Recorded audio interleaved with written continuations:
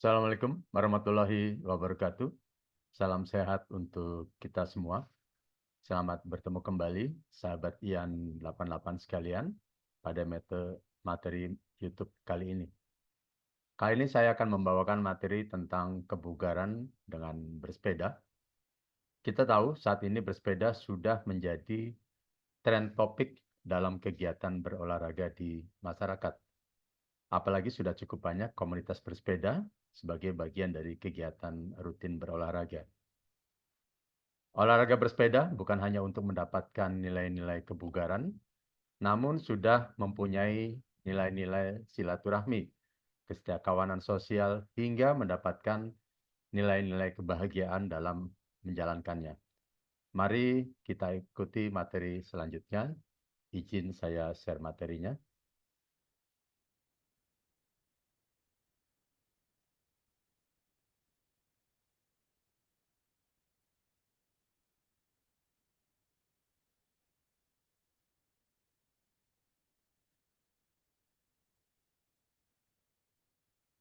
Mudah-mudahan sudah terlihat ya paparannya.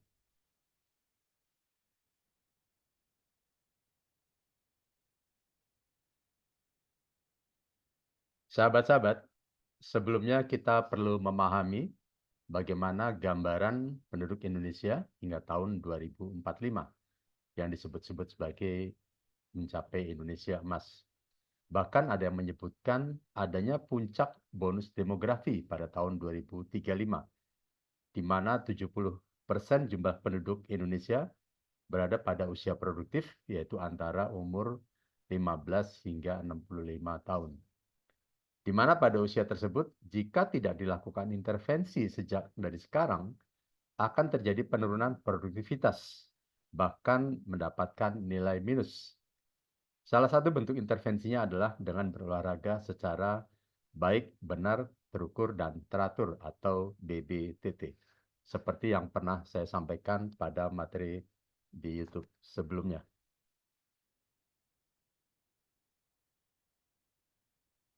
Slide ini menunjukkan jika perilaku hidup kita hanya sebagai sedentary people atau terlalu malas untuk beraktivitas fisik, maka dapat terjadi berbagai gangguan kesehatan dari berbagai fungsi organ tubuh kita yang berdampak pada penurunan produktivitas yang saya gambarkan tadi jika tidak dilakukan intervensi dari sekarang. Mulai dari penyakit jantung dan pembuluh darah, penyakit metabolik seperti diabetes mellitus, kegemukan hingga obesitas, kanker dalam berbagai organ, gangguan pernafasan, penyakit muskuloskeletal atau otot dan tulang, seperti osteoporosis dan osteoartritis, hingga gangguan psikologis, seperti stres, depresi, serta kecemasan.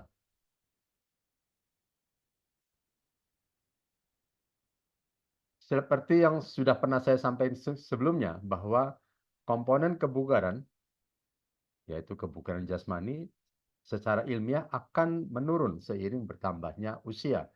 Namun penurunannya dapat menjadi landai jika kita sejak dini sudah melakukan latihan fisik atau olahraga. Dibanding jika tidak melakukannya, akan turun secara drastis pada usia-usia mulai dari 30 tahunan. Komponen kebugaran tadi seperti kelenturan sendi atau fleksibilitas hingga otot dan persendian, kita juga akan cepat mengalami kekakuan sendi. Begitu juga halnya dengan kekuatan otot, kita akan menurun jika tidak dimulai dengan latihan sejak dini. Bagaimana mencapai kekuatan otot maksimal pada usia-usia 30 tahunan. Dan juga akan mulai menurun secara drastis jika kita tidak mulai latihan. Termasuk kemampuan jantung paru-paru kita atau kapasitas aerobik atau endurance, atau dalam dunia atlet disebut sebagai VO2 max. Sehingga kita mudah terengah-engah dengan hanya melakukan aktivitas fisik yang ringan-ringan saja. Nah, salah satu bentuk olahraga yang saya sarankan, termasuk menjadi bagian dalam materi kali ini, adalah dengan bersepeda. Cukup banyak manfaat kalau kita lihat dari berbagai aspek seperti manfaat kesehatan, termasuk untuk mencegah dan juga sebagai terapi berbagai penyakit, sehingga dapat mengurangi biaya kesehatan.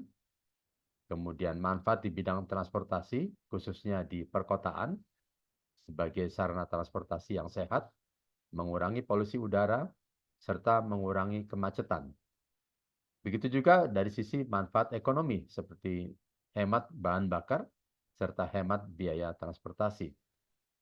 Tentunya manfaat bidang lingkungan dan energi, seperti mengurangi emisi gas buang, seperti karbon monoksida serta karbon dioksida, memperbaiki indeks standar pencemaran udara atau ISPU, serta manfaat dari sisi kualitas hidup, selain kesehatan seperti produktivitas, secara sosial, serta juga kebahagiaan.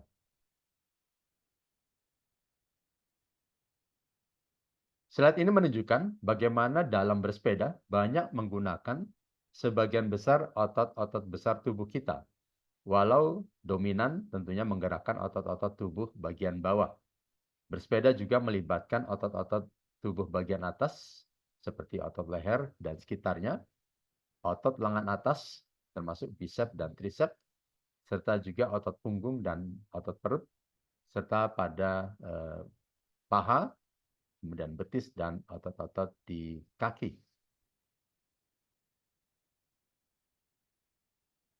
Dalam olahraga bersepeda, banyak manfaat yang dapat kita tingkatkan dari komponen-komponen kebugaran, yaitu komposisi tubuh, berupa perbandingan berat badan dengan tinggi badan, serta persentase lemak tubuh, kemudian kebugaran jantung, pembuluh darah, dan pernafasan, kelenturan sendi, daya tahan, serta juga kekuatan otot. Dalam perbandingan olahraga bersepeda dengan jenis olahraga lainnya, kurang lebih sama manfaatnya sebagai latihan kardiovaskuler dengan olahraga seperti lari, senam aerobik, dan juga berenang. Juga kurang lebih sama manfaatnya dalam memelihara berat badan, serta meningkatkan daya dan kekuatan otot. Keuntungan lainnya dalam bersepeda selain fisik adalah mendapatkan kesegaran dan kegembiraan, serta kesenangan bersama, terutama dalam suatu komunitas bersepeda.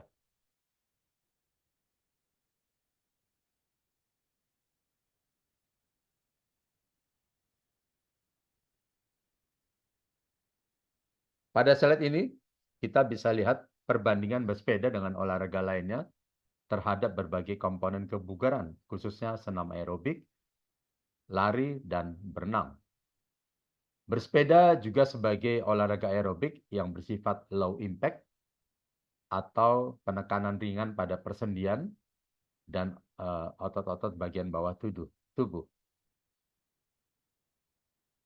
Kalau kita lihat perbandingannya dalam olahraga lain, seperti jalan dan latihan beban juga terhadap perbandingan-perbandingan terhadap komponen kebugaran.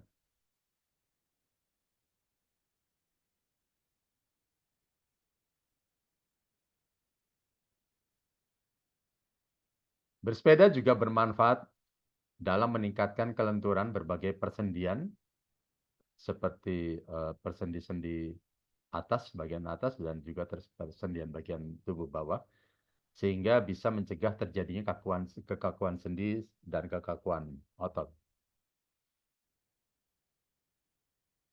Bersepeda juga sebagai sarana untuk melatih berbagai otot besar tubuh, seperti otot-otot tungkai, otot pinggul, otot punggung, serta otot-otot tubuh bagian atas, termasuk juga otot lengan. Dengan berbagai manfaat tadi, melakukan olahraga bersepeda selama 20-60 menit, 3-5 kali dalam seminggu, membentuk dan mengecangkan otot-otot besar pada tubuh bagian bawah, serta juga mempercepat berkurangnya lemak tubuh.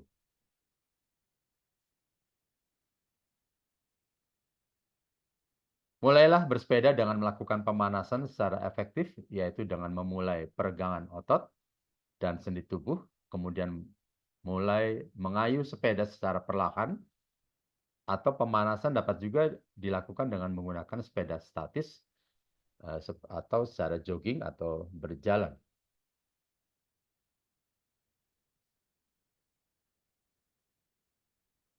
Dalam melakukan pemanasan harus melibatkan berbagai otot tubuh, sisi kiri maupun kanan, secara seimbang, serta juga kedua lengan dan kedua tungkai. Pemanasan dilakukan selama 10-15 menit, sehingga kita sudah mulai berkeringat atau terasa hangat. Dan dapat melihat denyut nadi antara 90-100 kali per menit.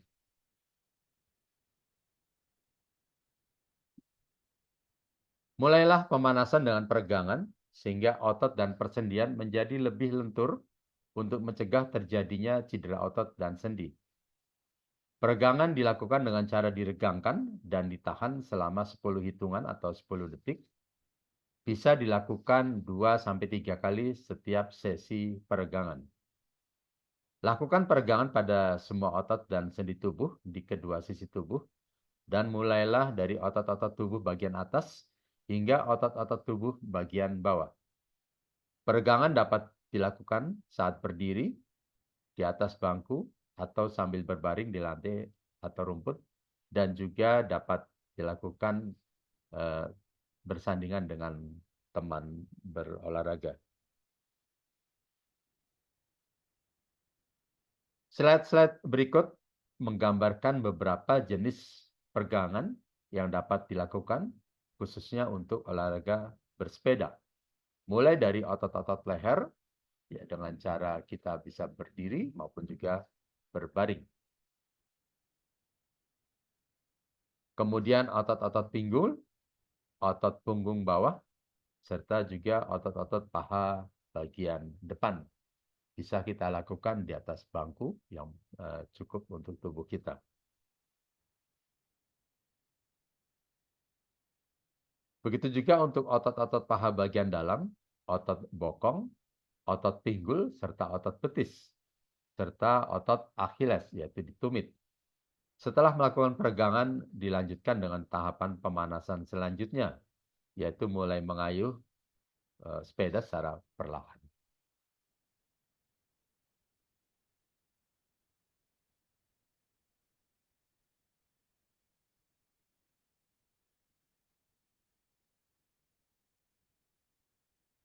Yang tidak kalah penting dalam berolahraga adalah, khususnya pesepeda, melakukan pendinginan atau cooling down setelah kita bersepeda, yaitu dengan melakukan bersepeda secara perlahan selama kurang lebih 5 menit, dan juga membantu dalam peredaran darah ke posisi istirahat.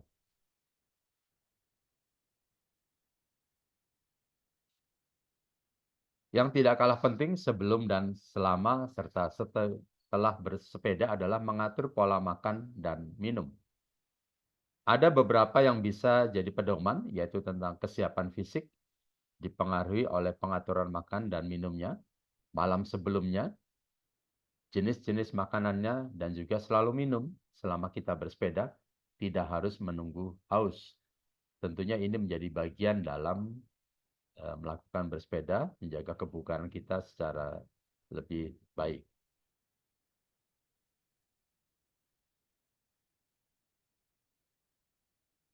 Adapun pembakaran kalori selama melakukan olahraga bersepeda dihitung berdasarkan kecepatan bersepedanya dan lama waktunya. Pembakaran kalori standarnya dihitung dalam ukuran 1 mph, yaitu mile per hour. Di sini ukuran 1 mile adalah 1,609 km per jam, dan di mana kecepatan bersepeda yang berbeda, tentunya kalori yang dibakar juga jumlahnya akan berbeda.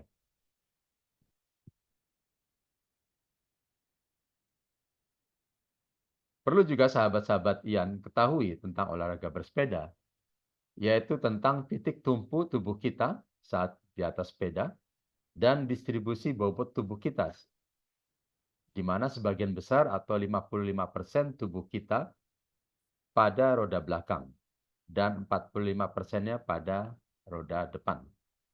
Sehingga sesekali kita bisa mengatur perpindahan bobot tersebut dan melemaskan beberapa bagian tubuh kita saat kita bersepeda sehingga tidak mudah mengalami keluhan. Menjadi bagian penurunan intensitas pada saat kita bersepeda.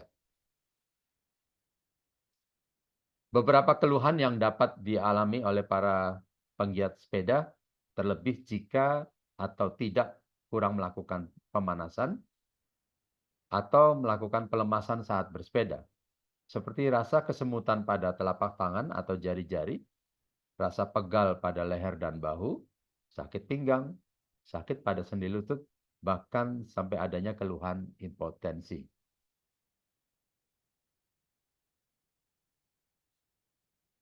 Terakhir, yang perlu dipersiapkan bagi sahabat-sahabat yang ingin atau sudah bersepeda adalah perlengkapan yang tidak kalah penting, baik yang bersifat utama maupun tambahan.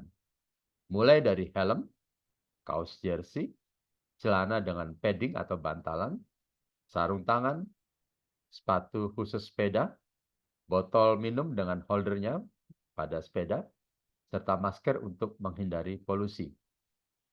Yang lainnya memang sebaiknya tetap diperlukan dalam bersepeda, seperti kacamata goggles. Ransel dapat berisi dengan beberapa perkakas sepeda, termasuk pompa angin mini, lampu sepeda, dan reflektor yang diperlukan pada sepeda, serta gembok jika diperlukan untuk keamanan. Dan saat ini juga sudah ada aplikasi untuk dimanfaatkan dalam tracker atau menempuh jarak-jarak jauh pada tracker sepeda.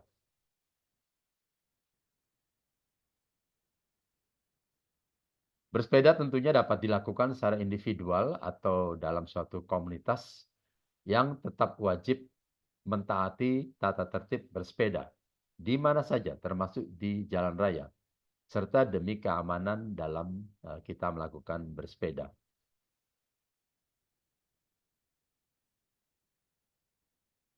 Demikian sahabat-sahabat yang 88 sekalian, paparan saya kali ini tentang kebugaran dengan sepeda. Semoga bermanfaat.